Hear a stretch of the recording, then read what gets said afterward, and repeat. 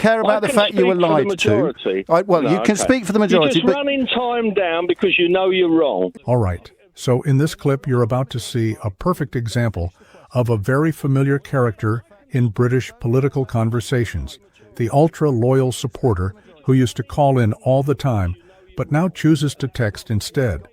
You'll know the type. Passionately defending Nigel Farage one moment, and before that, completely backing Boris Johnson or whichever political figure they felt represented their side. It's the same energy every time. The strong opinions, the frustration, the firm belief that their favorite political voice can do no wrong.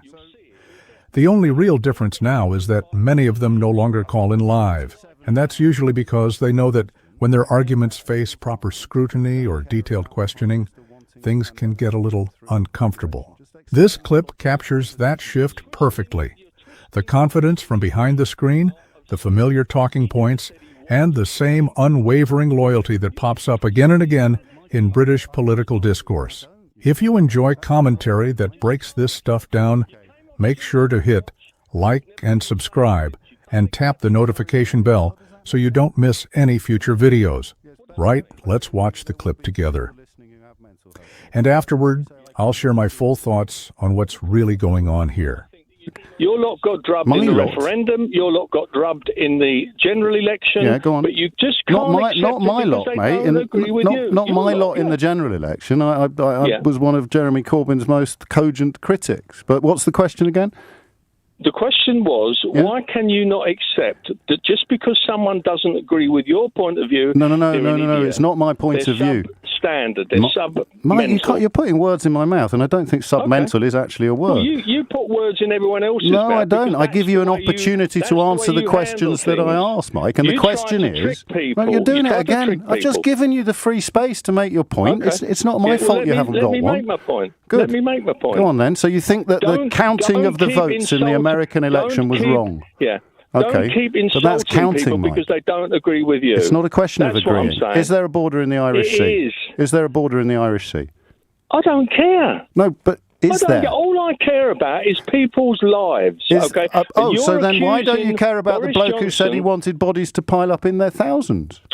Because it hasn't been proved that he said it, and despite what you've said. Why won't they deny it? That he said it. Why won't they deny it? Maybe they will. But is he important? But they won't, and they have. Well, you said you care about people's lives. Have you lost anybody to COVID in your family? If you care about, not in my direct family, no. No. If you care about people's lives, how can you be comfortable with the chap saying he wants it to rip through the population, Mike? Just talk me through it, mate. I don't know what you're so angry about. Well, I'm angry because you're deflecting. Please answer the question. It's 11:56. The question is, we've spent 2 hours on the same phone in. You'll allow me to say there's no real excuse for not understanding what question we're asking. You say you care about lives and you don't care about all the other stuff. No, not the majority, Mike. Let's finish the question, right? Okay. You don't care about the fact. You don't care about the fact you were lied to. You can speak for the majority, you're just running time down because you know you're wrong. Yeah, you got me there, Mike. You got me there. Yeah, okay. All right, but there's still plenty of time. So are you. Okay. How's that? Yeah, that's great. That's really stinging. That's really hurt. So the question is, if you care about people's lives, how can you be comfortable with him saying that he wanted the virus to rip through the population, Mike? Just talk me through it all the time you want. He's doing a great job for the country, and you'll see it at the next election. You'll see it. He'll get elected by another landslide. 127,000. No, you're not answering the question. You care about people's lives, but you don't care about a Prime Minister wanting the pandemic to rip through the population. Just explain the logic of that position to me. You're twisting words that he may not have said. He never said he wanted the pandemic to rip through. You're just twisting his words. Mike, I'm not, do. Mike, and I don't, you see. That's the problem, Mike. You just can't accept it. Okay. You came off suicide watch, and you've never been the same since. You can't accept it, Sorry, mate. Sorry, Mike, what does that mean now? What does it mean? Yes, mean? Bearing in mind that there will be people listening who have mental health problems, why do you say I came off suicide watch? Well, because that was a rumour. I think that you'd been on suicide watch when the Brexit result went against you. By rumour, you mean racists on Twitter? No. Where did you hear that rumour, Mike? Where did you hear that rumour? Social media, but not Twitter. Well, okay, so give me some examples, will you? Because I might sue. No. Why not, Mike? Come on, Mike. Big brave Mike. Tell it like it is, mate. Take your time. You've still got 2 minutes. Where did you hear that rumour? On social media. Where? Facebook. Where? Facebook, I just told you. Whose accounts?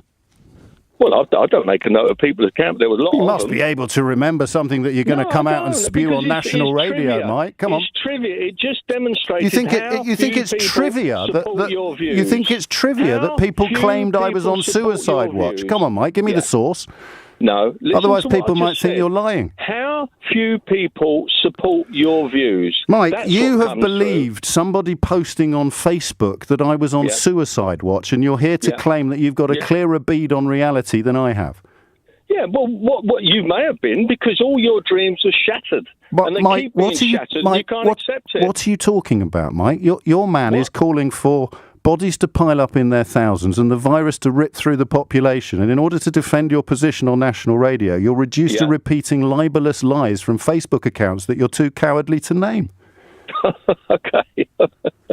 All right. Well, you'll probably come out of this grinning and laughing at the next idiot that disagrees with you. You just laughed, Mike. It doesn't make any difference. You just laughed, mate. What's wrong with laughing? Because I can laugh at you. That's why you're deluded. But you're laughing at my description of you as a cowardly liar. Yeah, because I can. Well, laugh at I know it you can. It isn't true. I know you can, but why? Because it isn't true. What's not true? What's not true? That I'm a cowardly liar. Okay, well, you lied about me being on suicide watch, and you're too cowardly. You lie about just about everything and you're else. too cowardly to tell me where you got that information from. So, if you add cowardly to liar, you get a cowardly liar. It's up to you. You're a cowardly liar. Yeah. Okay, fine. I'm a cowardly liar. There we go, Mike. We got there in the end. We finally reached the point that always arrives in these moments. And what you've just seen is the blueprint we still see today. The exact moment an argument runs out of road, and instead of evidence or clarity, it's replaced with a dig, a distraction, or something half-remembered from social media. Mike couldn't really defend his position any further, so he did what a lot of callers used to do back then. He reached for something he'd seen online and hoped it would land.